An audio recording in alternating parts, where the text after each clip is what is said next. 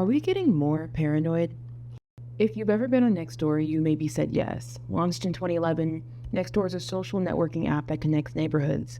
Yeah, there's plenty of posts about lost pets being found, people trying to sell or buy something, asking questions, looking for a favor. But the posts with the most likes are either complaints about neighbors or warnings for the neighborhood. On any given day, I can log on and find at least 3 concerning situations to worry about for the rest of the week. But I've been thinking there's something about cultivating a divisive feeling in an app about community. And I found that Nextdoor is a part of a rising phenomenon known as fear-based social media. Ideologically, these apps connect people with the common interest of keeping their neighborhood safe, but in practice, it fuels fear. This kind of hyper-awareness of danger is affecting the public's perception of violent crime rates. Paranoia is up, and apps like Nextdoor are a driving force in stoking those flames. Like, look at this. If you thought Nextdoor was bad, Citizen's on a different level. He just pulled out a gun. Okay, ma'am, we're sending someone right away. You ready to go to the park?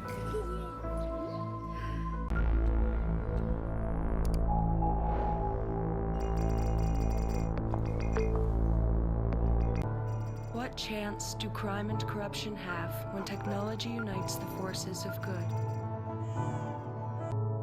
Citizen, now operating in New York City. Like, that's insane. The first time I saw it, I thought, what purpose does it serve citizens to know every horrible thing happening around them? The answer, no purpose. But like all apps, it only has one goal, to be downloaded.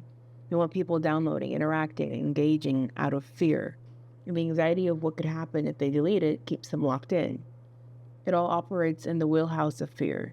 And it makes sense if much of the media, especially news, is and has always been fear-based. Social media only mimics what it sees. But the weird thing about Nextdoor is that it is both performing and experiencing the fear-mongering. We're mirroring each other. Maybe the demographic of Nextdoor users has something to do with the way it's used. I'll ask again, are we getting more paranoid? Nextdoor users tend to be older, the most active demographic being 45 to 54 years old.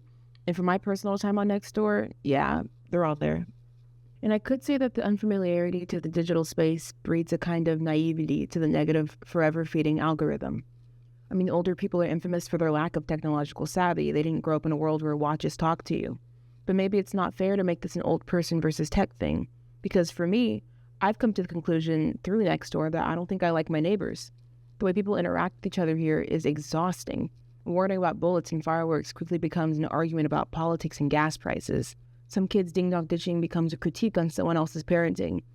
Airing out economic anxiety somehow becomes a thinly veiled racist attack about no one wanting to pay taxes.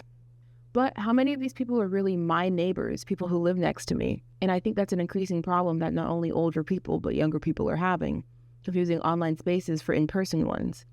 Because while Nextdoor is full of anxious, angry, and scared people, there's also some really sweet people on here. Posting found pets or helping those struggling rehome their pets, helping hang up Christmas decorations, and sometimes just stating it plainly that they appreciate their neighborhood. And this is the side of Nextdoor we expect when we download the app. But it's hard to sell the harm on Nextdoor to myself as just some digital distortion that misrepresents my neighborhood, when apps like Nextdoor are replicating social harm in ways I've only seen in physical spaces. Racial profiling has been one of Nextdoor's biggest critiques by users. What is one person's racist act becomes an entire neighborhood's potential threat. And when it just takes one, this kind of digital racism can quickly spin out of control, socially ostracizing or even bringing physical harm upon an innocent person. Though it's not their intent, Nextdoor cultivates a space where over-policing blends into ignorant vigilance. But the two sides, the kind and the overly critical, is kind of how I move in the world. Being a woman of color often feels like the world is against me. I see it in the news, in my media, on my apps, and in my own experiences. And it is against me, but not always. It can be easy to forget just how many people approach life with the same friendliness I instinctively want to show everyone. But as we learn in life, not everyone deserves that kindness. Some people will always be racist, sexist, bigoted, and hateful. But in the same way, some people will always be kind, giving, and empathetic. It's messy, complicated. When COVID hit, Nextdoor downloads skyrocketed, as it was a prime time of both experiencing fear and seeking community. An ugly battle of fearing and needing your neighbor. And the big apps stuff their pockets with our fears, our tears, and our engagement. Because profiting off of fear is just another avenue of capitalism. Our interactions, whether hateful or tender, have a price tag attached. But the people of Nextdoor, of my community, are just cogs in the machine. Whether they continue turning in place or grind to a halt, the machine keeps spinning. That is, until enough of us decide to stop moving in fear. Nextdoor isn't a perfect binary representation of a neighborhood, but the variety of interactions reflects a complicated state of affairs. I'll stay on and check in every once in a while with my neighbors, see something truly shocking every now and then, though with the active decision to not engage with fear and hate, a lesson that rings true across all social media, but it needs to be a conscious decision. Are we choosing each other or fear? Because we can't have both.